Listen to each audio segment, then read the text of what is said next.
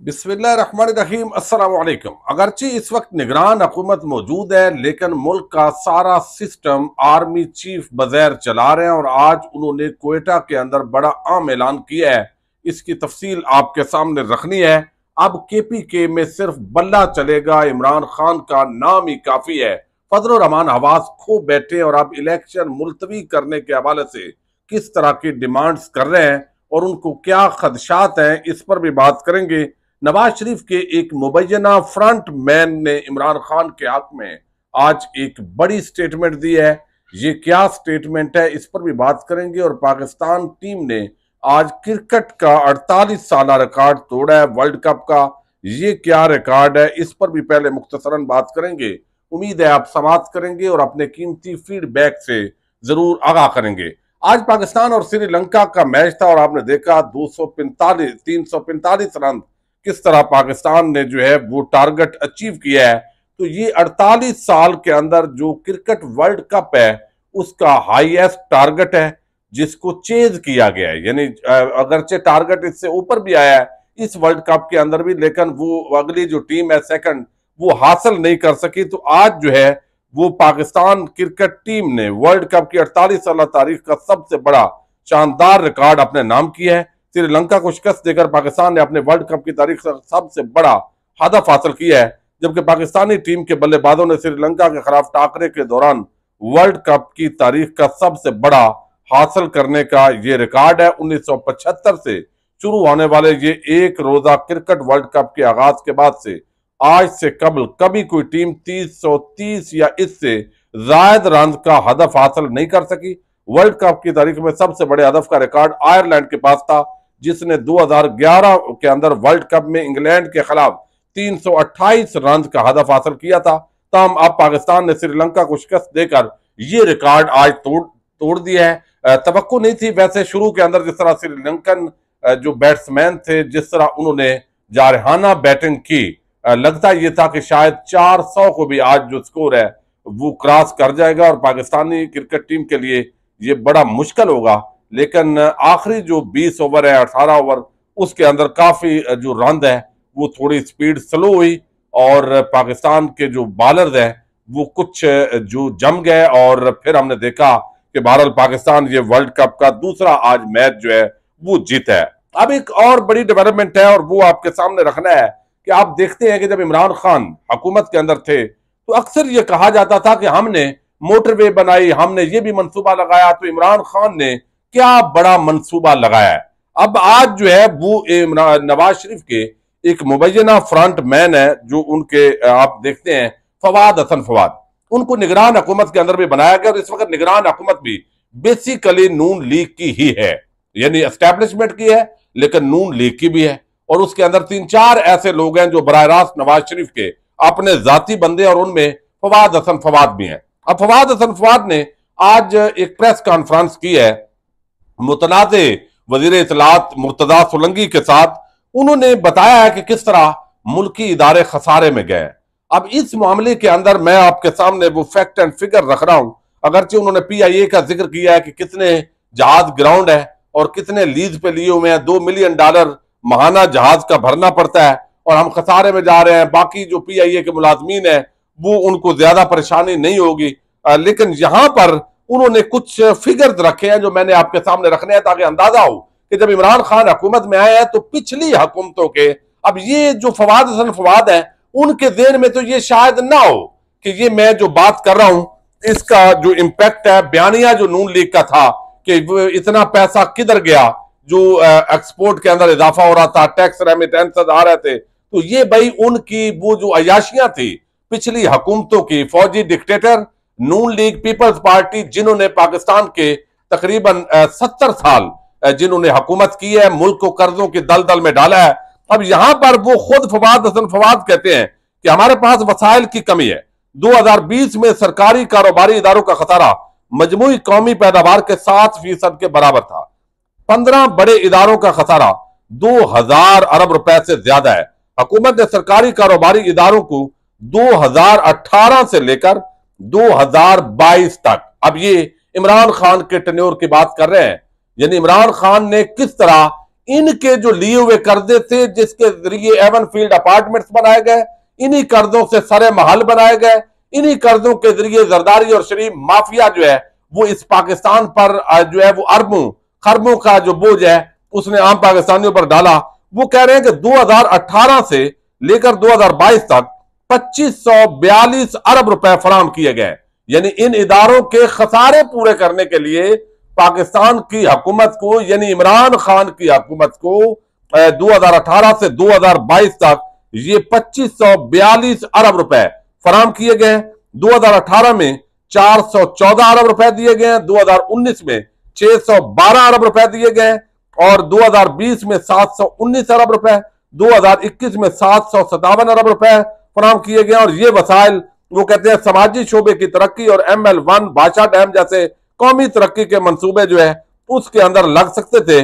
और 2023 के इख्तिताम पर PIA के नुकसानात का तखमीना 713 अरब रुपए, जिनमें हुकूमती जो जमानत है उस पर कर्ज वगैरह वो तफसीलात उन्होंने बताई है। तो अब ये बताया गया है कि 25 अरब 100 अरब रुपए से जायद ये इमरान खान हुकूमत ने जो पिछली अयाशियां थी इन इदारों के जो सिर्फ खसारे हैं उसके मद के अंदर दिया। उस वक्त तो कहते थे, ये बात तस्लीम नहीं करते थे। ये एक तो आज बड़ा एतराफ किया गया जो नवाज शरीफ के एक मुबैना फ्रंट मैन की तरफ से आया है। दूसरी तरफ फजल रहमान जो है उनको ये अंदाजा हो गया है कि अवाम के अंदर वो एक नफरत की अलामत है, नाम उनका है कोई नहीं, वो एक टाउट के तौर पर जो है वो इस्तेमाल होते हैं। कभी उनको नवाज शरीफ इस्तेमाल करता है, कभी उनको कोई और इस्तेमाल करता है, इमरान खान के खिलाफ कभी कोई धरना दिलवाता है, कभी उनको उठा देता है। तो वो एक अजीब किस्म के मखमसे का शिकार रहे हैं।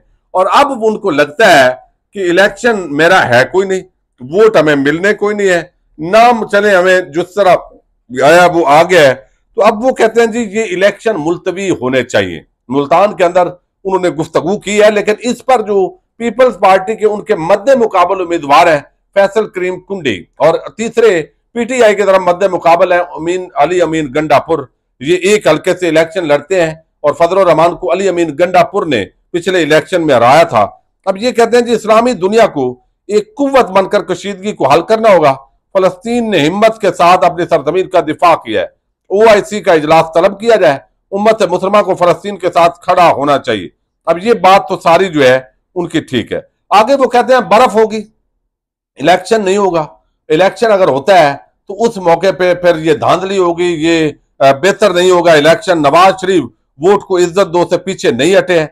ये यानी वकील फजल रहमान है नवाज शरीफ का, ताकि वहां भी कुछ ना कुछ आपस के अंदर इत्तेहाद हो, वरना इमरान खान का जो बल्ला है उसका मुकाबला नहीं किया जा सकता। वो कहते हैं कि ये जनवरी के आखिर में सर्दी में इलेक्शन कैसे होंगे। जनवरी के आखिर में शमाली बलूचिस्तान KP बर्फ की लपेट में होते हैं। हकायक पर बात करें तो कहते हैं इलेक्शन मुलतवी करवाना चाहता है। हम तो 3 साल से शफाफ इलेक्शन करवाने की जिद्दोजहद कर रहे हैं। भाई कौन से शफाफ इलेक्शन, यानी आपका जो मुखालफ है वो आपने हाथ पांव उसके बांध दिए और उन लोगों को जेलों में डाल दिया सिर्फ इसलिए कि अवाम के अंदर आप नफरत की अलामत है और आप जो है वो वोट से जीत नहीं सकते। तो अब आप शफाफ इलेक्शन की भी बात करते हैं। हट धर्मी और यानी बेशर्मी की ये बड़ी इंतहाई लेवल है जिस पे ये लोग गए हुए हैं। अब जो है वो चूंकि तहरीक इंसाफ का जो वोट बैंक है और लोगों को पता है और लोगों का ये तासर है कि सिर्फ बल्ले का निशान KPK के अंदर जो है वो जीतेगा, चूंकि लोग इस वक्त बड़ी नफरत के अंदर है। अब जो फैसल करीम कुंडी है उन्होंने उनका कहा है कि फजल रहमान साहब जनवरी और फरवरी की बात नहीं है, आप इलेक्शन से भाग रहे हैं। अब एक और बड़ा आम मामला है और वो है army chief general Asim Munir साहब। एक तो है दिफाई मामला, जाहिर है वो आर्मी का काम है बुनियादी तौर पर, लेकिन हमने देखा है कि शहबाज शरीफ जो है वो भी एक कठपुतली वजीर आजम के तौर पर उन्होंने सर्व किया और तमाम जमातें जिस तरह लेटी सिर्फ इमरान खान के बुग़्ज़ के अंदर, नफरत के अंदर उन्होंने जमहूरियत आइन कानून का तमाशा बनाया और जिस तरह लेटी और जिस तरह हमारी एस्टैब्लिशमेंट जो है उसने पूरी तरह टेक ओवर किया पाकिस्तान के तमाम जो इदारे हैं और मामलात पर जो बगैर नजर आ रहा है। अब जो है वो आर्मी चीफ ज़ाहिर है वो जा रहे हैं। निगरान हुकूमत तो खुद उन हुकूमत ने भी माना था कि हमारी नहीं है किसी और की है। जो नाम दिया गया वो एक बड़ा प्यारा नाम है अनवारुल हक काकड़, आपको इल्म है उसकी ना बेचारे की अपनी कोई सोच है और वो तो कभी उसने सोचा भी नहीं था कि ये जिम्मेदारी उसको मिलेगी। तो अब आर्मी चीफ साहब भी तमाम महाजों पर जंग लड़ रहे हैं। वो मुआशी मैदान हो, वो सियासी मैदान हो, वो किसी जमात को जो है वो इस वक्त तासर ये है कि माइनस करना है, प्लस करना है, ये भी उनके गिर्द सारी चीजें घूमती हैं। अब यहां पर वो क्वेटा गए हैं, स्मगलिंग इस वक्त बड़ा मसला है, डॉलर का रेट नीचे लाया है, महंगाई अभी नीचे नहीं आ रही, उस पर ज़ाहिर है अभी वक्त लगेगा, बिजली की कीमतों में इजाफा है, गैस की कीमतों में इजाफा है, आम आदमी के हालात बड़े खराब हैं। अब इन हालात का जो जिम्मेदार है वो नवाज शरीफ का भाई शहबाज शरीफ, उनकी बेटी मरियम नवाज और आसफ जरदारी बिलावल, ये सारा तबका मलामतिया है सियासतदानों का और सहाफियों का तबका मलामतिया, जो इनके नौकर चाकर कड़छे चमचे मालचिए मफादात लेने वाले, जो इसहाक डार के गुण गाते थे, अंसार अब्बासी जैसे उस्ताजुल मुनाफिकीन, वो सारे अब चूंकि जितना भी हम देख रहे हैं कि अंसार अब्बासी यानी ये इसहाक डार मुकम्मल फेल हुआ है, लेकिन अब भी वो कहता है आएंगे तो हम जो है वो दोबारा इंतकाम लेंगे, यानी अवाम से इंतकाम लेंगे, मईशत को बेहतर करके कहते हैं इंतकाम लेंगे। भाई पहले आप 17 महीने में इंतकाम ले चुके हैं और ये आपको इस कौम ने कई मरतबा इंतकाम लेने का मौका दिया है, अब मजीद आप क्या इंतकाम लेना चाहते हैं। तो आर्मी चीफ साहब जो है, आज एक इजलास हुआ है पेशावर के अंदर, इससे पहले सिंध केपीके के अंदर, सिंध के अंदर और पंजाब में इजलास हो चुके हैं। निगरान वजीर आजम की मौजूदगी में जनरल आसम मुनीर साहब ने कहा है एपेक्स कमेटी के इजलास के अंदर कि नजरसानी शुदा नेशनल एक्शन प्लान, इंसदाद स्मगलिंग व मनशियात ऑपरेशन और प्रोजेक्ट्स पर काम करने वाले गैर मुल्कियों की सिक्योरिटी से मुताल्लिक उनको ब्रीफिंग दी गई है। शुरका को गैर कानूनी तौर पर मुकीम गैर मुल्कियों की वतन वापसी के इकदाम से आगाह किया गया। फोरम को गैर मुल्की करेंसी की रेगुलराइज करने के इकदाम पर भी ब्रीफिंग दी गई है। बलूचिस्तान में SIF से इकदाम के तहत पेशरफ से मुतल्लक आगाह किया गया है। निगरान वज़ीर आज़म ने बलूचिस्तान हुकूमत की जानिब से पेशरफ पर एतमाद का इजहार किया है। इजलास से जो खिताब किया आर्मी चीफ ने, उन्होंने कहा है कि फौज गैर कानूनी सरगर्मियों के खिलाफ कार्रवाइयों में मुकम्मल ताबन फराम करेगी। ये बड़ा खुशाइंद जो है वो ज़ाहिर है, यानी सिविल हुकूमत के साथ मुकम्मल तौर पर फौज जो है वो मौजूद होगी। लेकिन जब जो है वो इलेक्शन का मामला था सुप्रीम कोर्ट ऑफ पाकिस्तान के अंदर, KPK और पंजाब के अंदर, उस वक्त आर्मी चीफ साहब ने ये जज्बा नहीं दिखाया।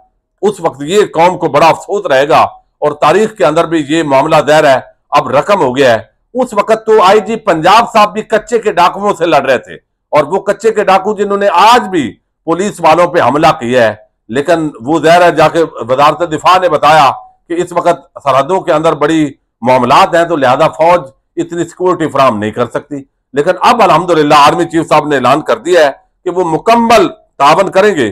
कानून नाफज करने वाले इदारों दीगर सरकारी महकमों के साथ मुकम्मल तावन किया जाएगा।